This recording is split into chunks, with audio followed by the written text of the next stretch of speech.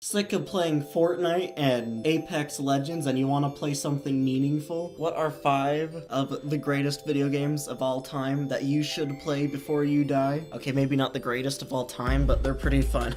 Because who knows when you're gonna die? Maybe next week. Maybe tomorrow if you're lucky. I'm not really gonna go in any specific order, like one is the best. I'm just gonna say them all because they're all the greatest and you should play them while you still can. So the first one is Dead Space. Like, I know it's a popular game, but it's a little older as well. But everyone I've asked who's played video games, all my friends and stuff, none of them have played Dead Space, but they've all heard of it and they know it's a good game. That's how you know it's a good game, how they don't even have to play the game and they know it's a good game. One thing you should know about Dead Space before you play it is some of the stuff are like, ugh, disgusting. Like, there's this creature and it's on the wall and it's like guts are attached to the wall and it shoots things at you and it makes a really awful sound, as most of the creatures in that game do. There's also this one asshole who doesn't die. He cannot die. You cannot kill him. Actually, that's a lie. You actually can, but it's really hard. One time you do kill this guy is when he walks past a spaceship and you turn on the boosters or whatever and it just melts him. That's the only way you could ever kill him. You could shoot off all of his limbs. They just come back. You don't always have, a giant spaceship and its turbo blasters to just melt them whenever you can. Yeah, that guy's a dick. He just keeps showing up. Dead Space is an amazing game. You play as Isaac Clarke. He has probably the coolest suit of armor in all of video games. The fact that he can just see all the stuff that he had just seen and then just go, all right, I'll just fight them. If I saw that, I would have a mental breakdown. If you've seen like the first 60 seconds of the second Dead Space, that doesn't look fun at all. But I do really love it, and I wasn't even expecting to really like it. I decided to play it one day. It's like, I'm gonna give this game a shot, and I ended up really loving it. And of course, I wasn't gonna leave this one out. Metro, the whole Metro series. Metro Exodus, which came out a couple of days ago, that I will play. I don't know if you care enough, if you want me to record myself doing it, but I love Metro so much. I think the first time I played Metro is I started on the second one last night, and I didn't get into it because if you jump into Metro on the second game, you'll be so bamboozled. You'll just be like, what is happening? So I would highly recommend you play 2033 before you do that, so you can at least kind of understand what's actually happening. I love Metro 2033 because I love games and movies and stuff where there's so many different factions all fighting. In Metro, you have the Nazis, who are just called the Reich. I guess they just would rather a giant R banner instead of a swastika. And then you have the communists, considering the game's in Russia and everyone has a communist accent. Then you just have your casual bandits, the low-level scum. And then you have your mutants. Those can be pretty spooky. Demons are the worst. They're the flying ones. You can hear their wings flap, and when you hear them, you gotta run for cover. They don't even kill you. They just pick you up, swing you back and forth like one of those pirate ship rides at amusement parks, and then they just drop you. They might drop you 5 feet off the ground, right? And your health will just be woof. You might as well be dead. I don't know if it's like that in the new one though. I still have to play it. I just haven't had time because I'm trying to beat Shadow of the Tomb Raider finally. Trying to get that game over with. That's a good game too, by the way.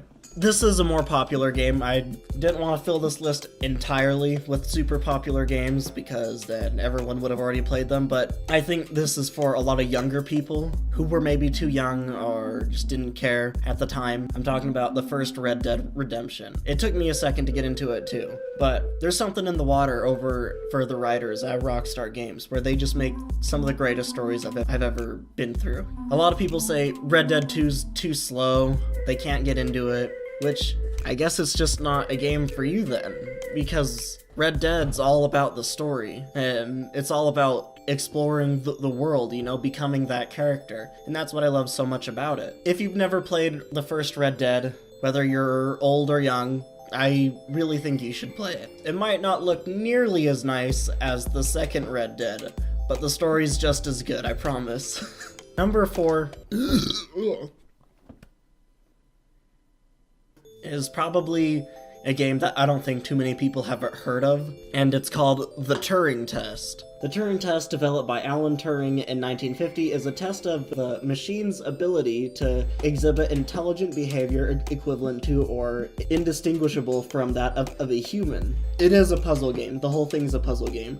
That gun doesn't shoot bullets. It carries balls.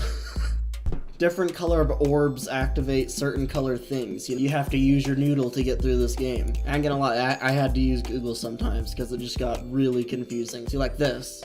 That's a better picture for it. I was expecting it to just be a puzzle game. It actually turned out to have a pretty interesting story. Like, it made me question what it really means to be human. No other game has made me question what it truly means to be human. There's this robot, and he needs your help to get through a series of puzzles because he's not a person and he can't figure it out because he only thinks logically, he can't think creatively.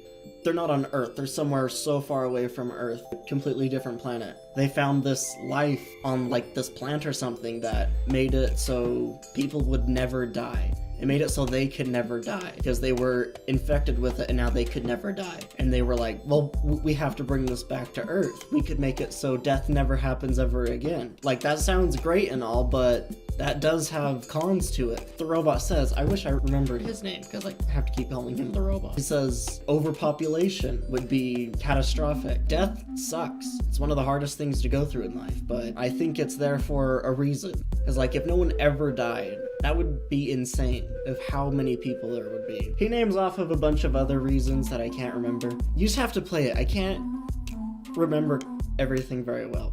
And it really sucks, because it makes me seem like I don't know what I'm talking about, but I promise. You can look into it more if you want. I think you should play it, because I'm trying to tell you things, but I don't quite remember, so now I just look stupid. And the last one is probably the greatest video game that has ever video gamed.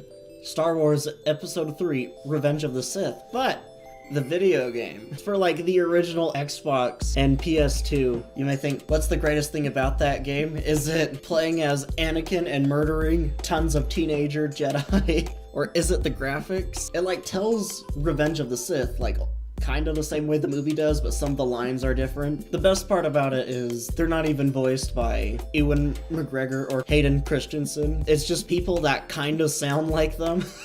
I guess getting them to voice themselves again in a video game, that was just gonna be too much money. So they just got people who kind of sounded like them, and it's so funny. The person who's Yoda, he's trying so hard to sound like Yoda, but it just sounds like literally anyone else trying to sound like Yoda. And the actor who's trying to be Anakin just sounds totally dead inside. Which I know that's how Hayden Christensen portrayed Anakin. He's like, okay, master. You guys should look into some of the voice acting and gameplay for this. Or unless you have like a PS2 or an Xbox around your house anywhere, then you should play it. You underestimate the power of the dark side. It's all.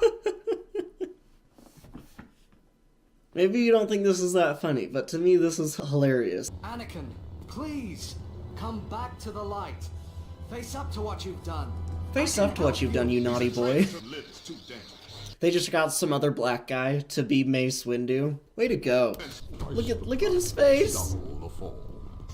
Your powers are no precious. You can do nothing to me, boy. To the very summit of the temple we must go. There shall we find the beacon and end this deception. Okay, in all honesty, those actors didn't do that bad of a job for trying to be somebody that they aren't, but it's still really funny. Anyway, that was 5 video games that I think you should play, you know, before you get deceased. Thank you so much for watching. Make sure to leave this video a like if you enjoyed it, and make sure to subscribe. Thank you. That'd mean a lot to me if you did, for reals though. And I will see all you guys in my next video. Shaka.